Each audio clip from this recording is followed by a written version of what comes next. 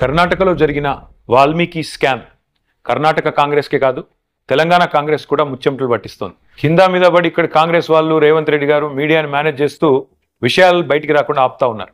కానీ ఆ మబ్బులు కూడా తప్పకుండా 4-5 రోజుల్లో విడిపోతాయని నేను అనుకుంటాను. గవర్నమెంట్ డబ్బులు గవర్నమెంట్ అకౌంట్ల నుంచి అక్రమంగా ఏ కారణం లేకుండా సరిగ్గా పార్లమెంట్ ఎలక్షన్కు ముందు 180 కోట్ల రూపాయలు దారి మళ్ళినాయి. కర్ణాటక ముఖ్యమంత్రి స్వయంగా సిద్ధరామయ్య గారు అసెంబ్లీలో ఈ వాల్మీకి స్కామ్లో భారీ ఎత్తున డబ్బులు దారి మళ్ళినాయని ఆయనే ఒప్పుకున్నారు. అందులో హైదరాబాద్లోని 9 బ్యాంక్ అకౌంట్లకి 45 కోట్ల రూపాయలు ట్రాన్స్ఫర్ చేశారు. దీని మీద ఎంక్వైరీ మొదలు కాగానే ఏమైందో ఏమో తెలియదు కానీ వాల్మీకి కార్పొరేషన్ అకౌంట్ సూపరింటెండెంట్ ఆఖరికి ఆత్మహత్య చేసుకున్నాడు. ఇవాళ ఆయన కుటుంబం రోడ్డున పడే పరిస్థితి. బ్యాంక్ అధికారులతో సహా 11 మందిని ఈడీ అరెస్ట్ చేసింది. కర్ణాటక నుండి మన తెలంగాణకు అక్రమంగా ఈ డబ్బు ఏ అకౌంట్లలోకి వచ్చింది, ఆ అకౌంట్లు ఎవరివి, ఈ తీగ లాగితే తెలంగాణ కాంగ్రెస్ దొంగ మొత్తం కదులుతా ఉన్నది. మొన్న పార్లమెంట్ ఎన్నికల్లో తెలంగాణ కాంగ్రెస్ పార్టీ తన ఖర్చులకు ఈ డబ్బులే వాడినట్టుగా అనిపిస్తా ఉంది.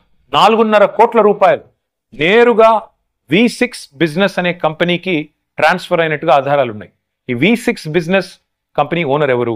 SIT, CID, ED ఈ దాడులన్నీ జరిగిన తర్వాత కూడా మన తెలుగు మీడియాలో ఈ వార్తలు రాకుండా అడ్డుకుంటున్నది ఎవరు?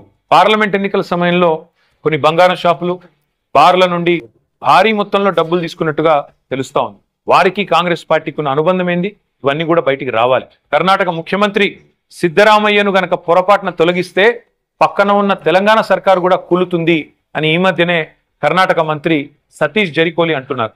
మరి కర్ణాటక కాంగ్రెస్ తో తెలంగాణ కాంగ్రెస్ కు అంతలాగా పెనవేసుకున్న ఈ అనుబంధం ఈ వాల్మీకి స్కామేనా? ఈ వాల్మీకి స్కామ్ లో భారీ మొత్తంలో వాటా తెలంగాణ కాంగ్రెస్ నాయకులకు కూడా చేరిందని ఆధారాలు దొరికినా ఈడీ ఎందుకు మౌనంగా ఉంటుంది? అసలు తెలంగాణ కాంగ్రెస్ నాయకుల మీద దర్యాప్తు జరగకుండా రక్షిస్తున్నది ఎవరు? పార్లమెంట్లో గాయ చేసుడు తప్ప బయట మాత్రం ఏమీ తమ సొంత పార్టీ అవినీతి మీద నోరు విప్పని రాహుల్ గాంధీ ఖచ్చితంగా నోరు విప్పాలి. ఈ వాల్మీకి కార్పొరేషన్ గుట్టు విప్పాలని చెప్పి నేను డిమాండ్ చేస్తాను.